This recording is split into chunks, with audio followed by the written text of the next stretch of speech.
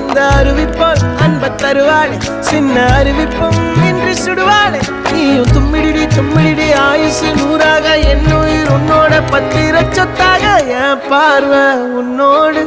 உன் பொம்மை கண்ணோடு பேசாமல் விண்ணோடு